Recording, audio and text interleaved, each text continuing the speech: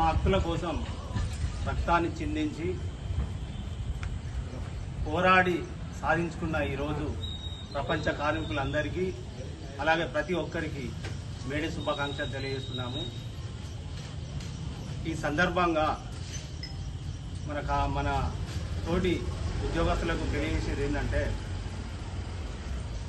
యూనియన్లు ఎన్నైనా ఉండవచ్చు, సంఘాలు ఎన్నైనా ఉండవచ్చు, కానీ మన కొమ్రంభీం ఆసిఫాబాద్ జిల్లా అవుట్సోర్సింగ్ ఉద్యోగులు జేఏసీగా ఏర్పడి ఐకమత్యంగా ఉండి మన సమస్యల మీద పోరాటం చేసి మన హక్కులన్నీ సాధించుకోవాలని ఈ సందర్భంగా తెలియజేస్తున్నాను.